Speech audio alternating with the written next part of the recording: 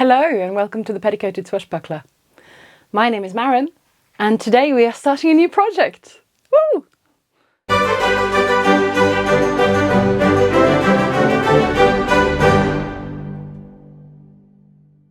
At the end of the last year I made 1,000 years of medieval clothing, more or less. I did a lot of 60s, the sort of 5 or 6 or 7 60s through to the 1560s.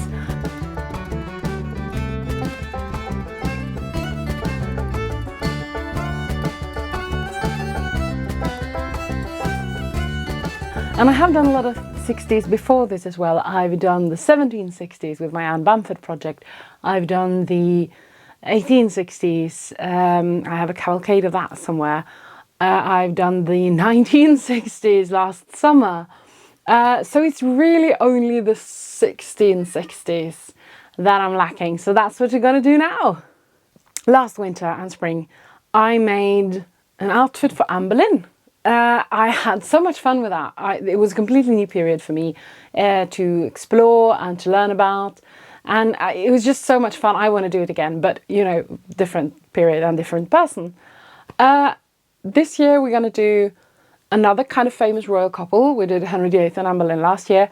This year, my friend Torun and I are going to do Louis XIV, the king of fashion, you know, much more so than Lagerfeld. The king of fashion, Louis XIV, and his queen, his first wife, Queen Maria Theresa of Spain or Austria, depending on who you ask. I'm going to go back to that. Arguably a less iconic person than Anne Boleyn, but to be fair, good luck being more iconic than Anne Boleyn, with her little bee necklace and the French hood and everything.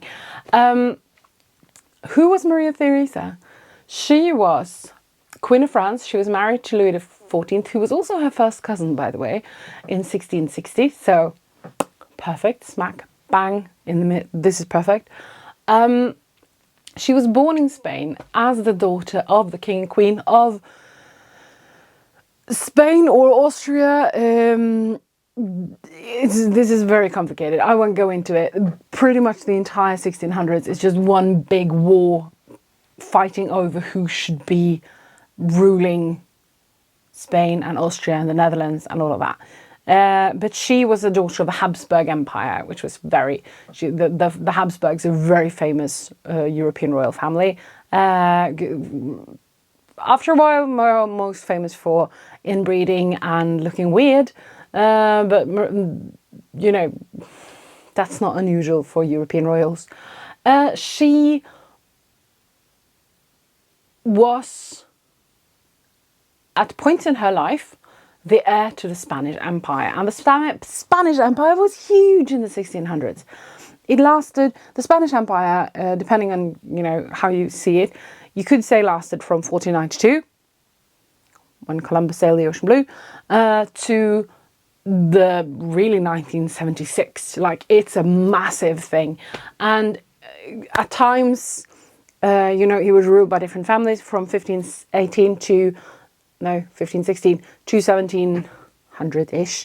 It was the Habsburgs that ruled, and they were rulers of of Spain, of southeastern France, of Portugal, of a bit of America, a bit of the Low Countries, a bit of Africa, Belgium, Luxembourg, parts of Italy. This is just this huge thing. And there was a war between France. You might have noticed that I said parts of southern France. Of course, the French kings weren't very happy about that. So at some point, the French and the Spanish, or the Habsburgs and the Bourbon, you know, Bourbon the dynasty in France, were at war with each other.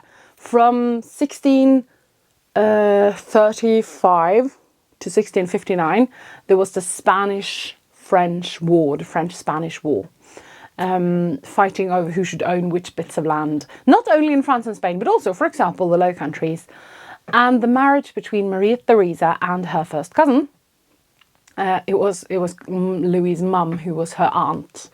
was meant to kind of solidify the peace that they had worked together and come up with in 1659. So they married in 1660 to kind of guarantee peace between France and Spain. Now, Maria Theresa, when I tried to read up on her, historians seem to view her with pity more than anything. Like, she's not, when you talk about Louis XIV, she's not the first person that you talk about with him. You know, you talk about his mistresses, you talk about his ministers and his courtiers and his valets and his generals. You don't necessarily talk about his queen. And to be fair, there were definitely reasons for pity. She, you know, her husband had a lot of mistresses, a lot of mistresses. It was very common to have mistresses, but he had more than what was normal, I think, for French rulers or any European rulers at the time. So he had a lot of mistresses, and he had a lot of children with his mistresses. He also had a lot of children with his wife. I think they had 5 or 6 children, but only one survived. So she lost a lot of children, which was also not unusual for the period, but still very sad. She was at several times, 2 times actually in her life, considered the heir to the Spanish Empire, because the Spanish did not have a rule saying women couldn't inherit. However, she would always play second fiddle to a man. So whenever a younger brother was born, she was no longer heir, and then the younger brother died and she was heir again, and then another younger brother died and she was back to not being heir. You know, kind of a whiplash situation going on there. When you read about her, people tend to focus on her very religious upbringing. She was a very strict Spanish Catholic. She was not apparently interested in politics. She is considered very demure, very mindful, but I think she was very smart. She knew that getting involved in politics would make her very unpopular. She knew she was the daughter of the enemy. I think she made it to France. She became Queen of France, and then she was like, I can relax now. I have a life of luxury. I have given birth to a dauphin, and I have brought peace between my countries, and I am, you know, this is I have done my duty. I can now wear fancy dresses and gamble and hang out with my aunt, who she absolutely adored by all signs. I mean, if you come to a new court in an enemy country, married to the king of that enemy country, they were your enemies like 2 years ago. Like becoming best friends with his mum is really, really smart.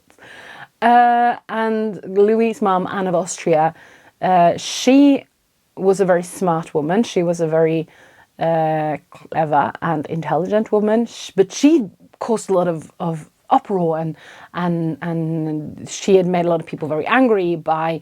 She was also the daughter of the enemy. She was trying to get involved in politics. She tried to rule when Louis XIV was still a minor. She was at various times in history accused of being unfaithful to Louis XIII. And maybe, you know, if you've seen any of the Three Musketeers stuff, or you read the books, she's the queen in the Three Musketeers. She's the one who's accused of having slept with the Lord of Buckingham. She's the one who's being accused of having given birth to the man in the Iron Mask, or sleeping with the man in the Iron Mask, or the man in the Iron Mask is supposed to know some secret about the queen. So I think Maria Theresa probably learned from Anne's mistakes and generally hang out at court, gambling, and you know, being queen. She did dislike some of his mistresses, but she never did anything about it. So I think she was a smart woman, and also by all accounts, she was very popular at the French court. So in many ways, she achieved what Marie Antoinette, her much more famous successor down the line, and wife to Louis XVI, failed at, which was adapting to the French court and becoming popular, becoming cool, instead of becoming the scapegoat for everything that was wrong with France. When people blamed, the monarchy for something, they never blamed her. They blamed her husband. So I rather like her. I'm looking forward to learning more about her as I research further into this project. What I'm going to do, is focus on the 1660s when she is newly married, and it seems like in the 1660s the royal marriage was a rather happy one. It was very important for Louis XIV to consummate, to sleep with her, to kind of make sure the marriage had happened, so it couldn't be annulled. So she gave birth to a dauphin very early on, and in the 1660s they were fairly, as royal couples go, not the worst, fairly happy.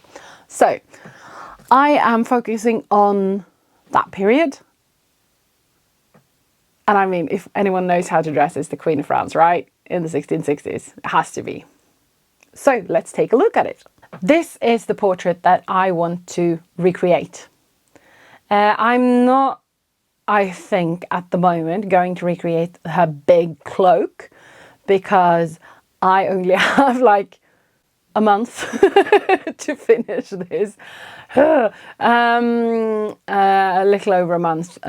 So I'm going to focus on the bits that count, that you can see. For underwear, I'm going to make a chemise. From what I can tell, chemises of the period were white linen, very big floofy sleeves, very wide necklines.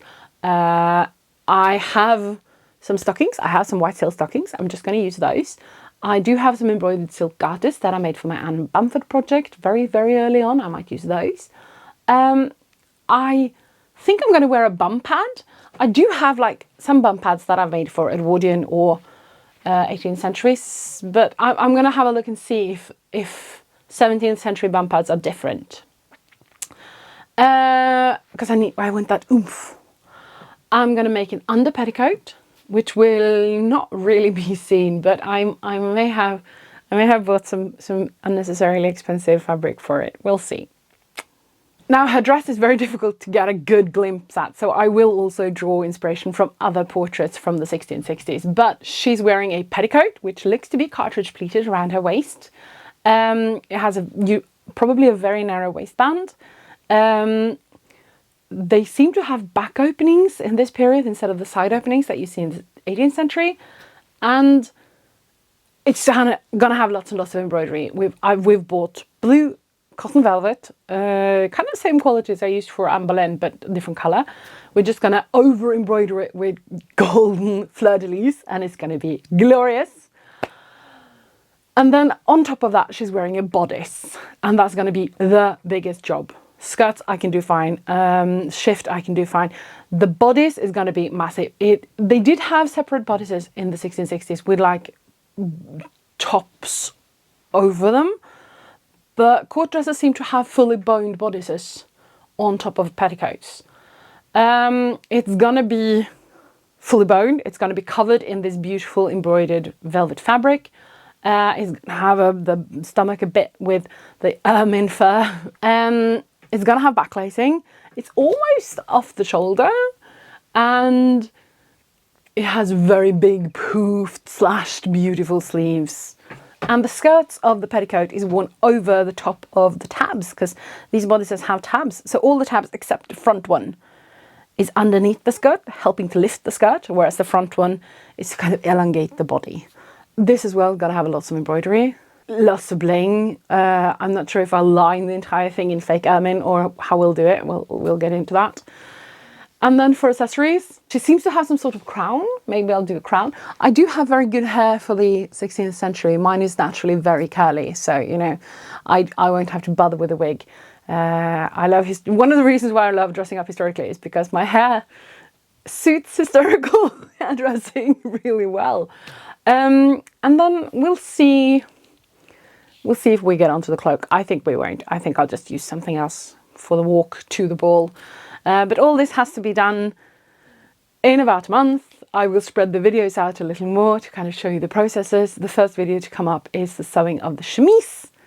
I am looking forward to meeting you in that one, and hope you enjoy my project. And until then, bye!